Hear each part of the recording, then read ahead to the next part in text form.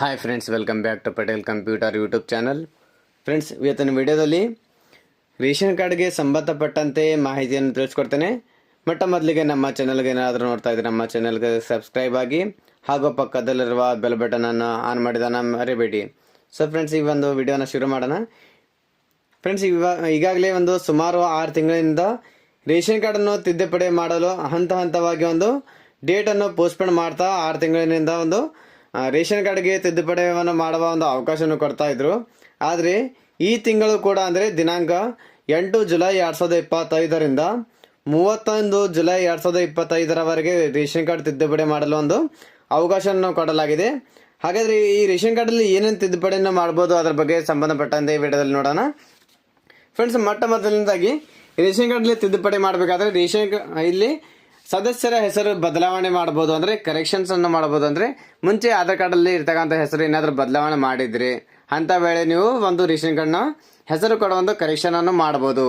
ಅದೇ ರೀತಿಯಾಗಿ ಎರಡನೇದಾಗಿ ಹೊಸ ಸದಸ್ಯರನ್ನು ಸೇರ್ಪಡೆ ಕೂಡ ಮಾಡಬಹುದು. ಅಂದರೆ ನೀವು ಏನಾದರೂ ರೇಷನ್ ಕಾರ್ಡಲ್ಲಿ ಮಕ್ಕಳ ಹೆಸರಾಗಲಿ ನಿಮ್ಮ ಕುಟುಂಬದ ಯಾವುದೇ ಒಂದು ವ್ಯಕ್ತಿಯ ಹೆಸರು ಏನಾದರೂ ರೇಷನ್ ಕಾರ್ಡಲ್ಲಿ ಸೇರ್ಪಡೆ ಮಾಡಬೇಕಾದ್ರೆ ಈ ಕರೆಕ್ಷನ್ಸ್ ಅಲ್ಲಿ ನೀವು ಸೇರ್ಪಡೆ ಕೂಡ ಮಾಡಬಹುದು.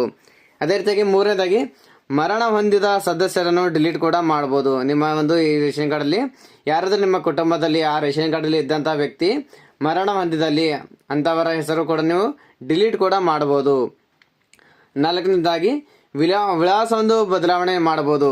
ಅಂದರೆ ನೀವು ಸುಮಾರು ಇರ್ತಕ್ಕಂಥ ವಿಳಾಸವನ್ನು ಇವಾಗ ಬೇರೆ ಪ್ರದೇಶದಲ್ಲಿ ಏನಾದರೂ ವಾಸ ಮಾಡ್ತಾ ಇದ್ರಿ, ಆ ಅಡ್ರೆಸ್ಗೆ ಏನಾದರೂ ನಿಮ್ಮ ಆಧಾರ್ ಕಾರ್ಡನ್ನು ಕರೆಕ್ಷನ್ ಮಾಡ್ಕೊಂಡಿದ್ರೆ ಆ ಅಡ್ರೆಸ್ಗೂ ಕೂಡ ನೀವು ರೇಷನ್ ಕಾರ್ಡನ್ನು ಕೂಡ ಇಲ್ಲಿ ಬದಲಾವಣೆ ಕೂಡ ಮಾಡಬಹುದು.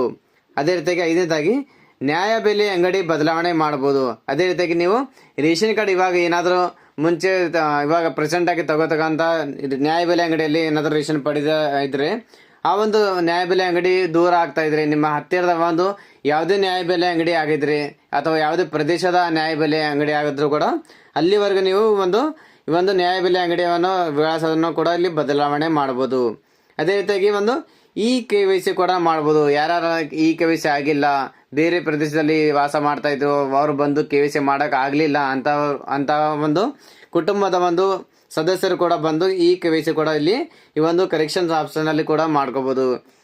ಹಾಗಾದ್ರೆ ಈ ಕರೆಕ್ಷನ್ಸ್ ಮಾಡಲು ಏನಾದ್ರೆ ಹೊಸದಾಗಿ ಸದಸ್ಯರನ್ನು ಸೇರ್ಪಡೆ ಮಾಡಲು ಬೇಕಾಗುವಂತ ದಾಖಲೆಗಳು ಏನೇನು ಬೇಕಂದ್ರೆ ಮೊದಲನೇದಾಗಿ ಆಧಾರ್ ಕಾರ್ಡ್ ಅನ್ನು ಕಡ್ಡಾಯವಾಗಿ ಬೇಕಾಗುತ್ತೆ.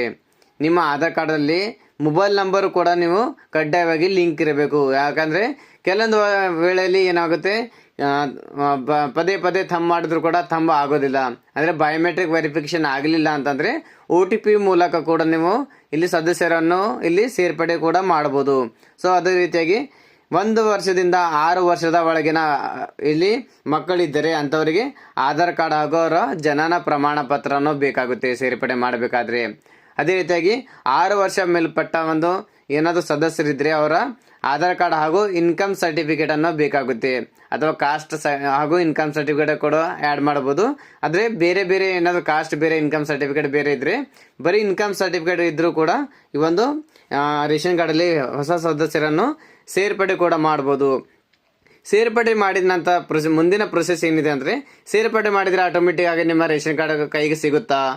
ಇಲ್ಲ, ಖಂಡಿತವಾಗಿಯೂ ನಿಮ್ಮ ಕೈಗೆ ರೇಷನ್ ಕಾರ್ಡ್ ಸಿಗೋದಿಲ್ಲ. ಅದಕ್ಕೆ ಏನು ಮಾಡಬೇಕು ಅಂತಂದ್ರೆ, ಮೊದಲನೇದಾಗಿ ನೀವು ನಿಮ್ಮ ಹತ್ತಿರದ ಗ್ರಾಮ 1, ಕರ್ನಾಟಕ 1 ಹಾಗೂ ಬೆಂಗಳೂರು 1 ಇಂಥ ಈ ಸೆಂಟರ್ಗಳಿಗೆ ವಿಸಿಟ್ ಮಾಡಬೇಕು. ಆ ಸೆಂಟರ್ಗಳಿಗೆ ವಿಸಿಟ್ ಮಾಡಿ ಅಲ್ಲಿ ನಿಮ್ಮ ಈ ರೇಷನ್ ಕಾರ್ಡ್ನ ಕರೆಕ್ಷನ್ ಮಾಡಬೇಕು. ಕರೆಕ್ಷನ್ ಆದ ನಂತರ ಅವರು ಕೊಟ್ಟಂತ ಸ್ವೀಕೃತಿ ಅಂದ್ರೆ ಅಕ್ನಾಲೇಜ್ಮೆಂಟ್ ರಿಸಿಪ್ಟ್ ಅನ್ನು ನಿಮ್ಮ ಕೈಗೆ ಕೊಡ್ತಾರೆ. ಆ ಅಕ್ನಾಲೇಜ್ಮೆಂಟ್ ರಿಸಿಪ್ಟ್ ನ ತಗೊಂಡು ನಿಮ್ಮ ಹತ್ತಿರದ ಫುಡ್ ಡಿಪಾರ್ಟ್ಮೆಂಟ್ ಅನ್ನ ಆ ಸೆಕ್ಷನ್ಗೆ ವಿಸಿಟ್ ಮಾಡಬೇಕು. ಅಲ್ಲಿ ನಿಮ್ಮ ರಿಸಿಪ್ಟ್ ಕೊಟ್ಟಿದ್ರೆ ಅವರು ಅನುಮೋದನೆ ಕೊಡ್ತಾರೆ. ಅನುಮೋದನೆ ಕೊಟ್ಟಿದ ನಂತರ ಇಮಿಡಿಯೇಟ್ ಆಗಿ ನಿಮಗೆ ಹೊಸ ರೇಷನ್ ಕಾರ್ಡ್ ಏನಾದರೂ ಕರೆಕ್ಷನ್ಸ್ ಮಾಡಿದ್ರೆ ಆ ಕರೆಕ್ಷನ್ ಮಾಡಿದಂತ ಹೊಸ ರೇಷನ್ ಕಾರ್ಡ್ ಅನ್ನು ಇಮಿಡಿಯೇಟ್ ಆಗಿ ಅಂದ್ರೆ ಅಲ್ಲಿ ಥಂಬ್ ಮಾಡಿದ ಕೆಲವೊಂದು ಟೈಮಲ್ಲಿ ಅಲ್ಲಿಂದಾನೆ ಹೊಸ ರೇಷನ್ ಕಾರ್ಡ್ ಕೂಡ ನೀವು ಪಡೆದುಕೊಳ್ಬಹುದು. ಅಥವಾ ಬೇರೆ ಸೆಂಟರ್ಗಳಲ್ಲಿ ಈ CSC ಸೆಂಟರ್ ಆಗಲಿ ಅಥವಾ ಗ್ರಾಮ ಕರ್ನಾಟಕ ಸೆಂಟರ್ ಅಲ್ಲಿ ಹೊಸ ರೇಷನ್ ಕಾರ್ಡ್ನ ಪ್ರಿಂಟ್ ಕೂಡ ನೀವು ತಗೋಬಹುದು.